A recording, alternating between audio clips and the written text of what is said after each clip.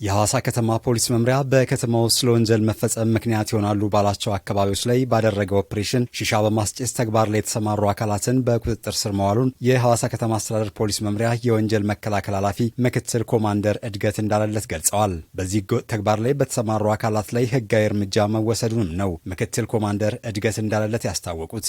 ሺሻ የሚያስጨሱ ግለሰቦች በቁጥጥር ስር ተይዘው ውለው ታስረው ግማሹ ውሳኔ ያገኙአሉ፣ ግማሹ በፍርድ ቤት ሂደት ያሉና አብዛኛው ሺሻ የተያዘው በተለይ ከተማችን ውስጥ አንዳንድ መጠጥ ቤቶች እነዚህ ላውንጅ እና ክለብ አካባቢ የሚሰሩ ስለሆኑ የተወሰኑ ኦልሞስት ወደ 15 የሚሆኑ እነዚህን ያስጠቅማሉ ተብሎ በተለዩ ቤቶች ላይ ኦፕሬሽን ተሰርቶ የተያዘው። የሐዋሳ ከተማን ከወንጀል ነጻ ለማድረግ የተለያዩ ተግባራት እየተሰሩ መሆኑን የገለጹት የከተማዋ ፖሊስ መምሪያ አዛዥ ረዳት ኮሚሽነር ግርማ ማቴዎስ በከተማዋ የተለያዩ አካባቢዎች በተሰራ ኦፕሬሽን የተያዙ የሺሻ ማስጨሻ ቁሳቁሶች መቃጠላቸውንና ለኦፕሬሽኑ መሳካት እንዲሁም ወንጀልን አስቀድሞ በመከላከል የማህበረሰቡ ሚና ከፍተኛ መሆኑን ተናግረዋል። ይህ የፖሊስና ህብረተሰቡ በጋራ ተቀናጅቶ የሚሰሩበት ሰዓት የሚመጡ ውጤቶችና ለውጦች አሁን በሐዋሳ ከተማ ላይ በሰፊ ሁኔታ እየታየ ነው ያለው።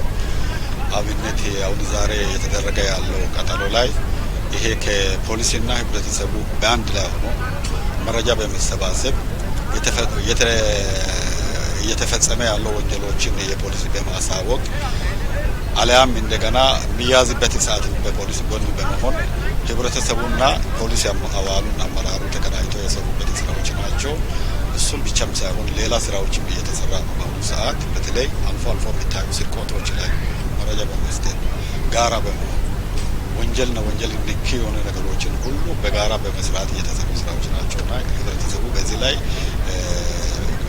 በጣም ሰፋፊ ወንጀሎች ድርሻ መኖሩ የከተማዋ ፖሊስ ትውልዱን የሚጎዱ ተግባራትን ለመከላከል በወሰደው እርምጃ መደሰታቸውን የገለጹት ደግሞ የሐዋሳ ከተማ ነዋሪው አቶ ዱከሞ ዴዴሶ ናቸው።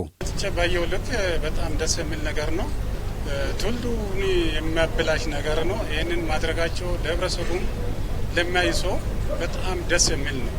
ለወደፊቱም በዚህ መልኩ ይሄ ክፉ ነገር ይሄ ትውልዱን የሚጎዳ ነገር በዚህ መልኩ ታጣሩና ብትጨርሱ ደስ ይለናል። መሰል የወንጀል ተግባራትን ለመከላከል የከተማው ፖሊስ መምሪያ ከተለያዩ ባለድርሻ አካላት ጋር በቅንጅት እየሰራ መሆኑን ነው ረዳት ኮሚሽነር ግርማ ማቴዎስ የገለጹት። ይህንን ከተማ ከሺሻና ከሺሻ ነክ የሆኑ ነገሮች ነጻ መውጣት ያለበት ብሎ በላይ አመራሩ የፖለቲካ አመራሩ ጋር ተቀናጅተን እንደገና ባለድርሻ አካላት የሃይማኖት መሪዎች፣ የሀገር ሽማግሌዎች፣ የወጣቶች ቤተሰብና የተማሪ ቤተሰቦች ጋር አብረን ይህንን እንዴት አድርገን መስራት አለበት፣ እንዴት ተሰርቶ ነው ውጤት ሊመጣ የሚችለው፣ ምን አይነት ስራ ከተሰራ ነው ነጻ መሆን የሚችለው የሚለው ውይይት አድርገናል። መጀመሪያ ከውይይቱ በኋላ ነው ወደ ኦፕሬሽን ላይ ገባ ነው። በቂ ቅንጅት ተደርጎ ግብረ ኃይሉም ተዘጋጅቶ መረጃም ሙሉ የሆነ መረጃ ከሰባሰበን በኋላ ነው የሙሉ ኦፕሬሽን የተደረገውና አሁን ከህብረተሰቡ የባለድርሻ አካላት በጠቃላይ የሰራነው ስራ ውጤታማ ነው።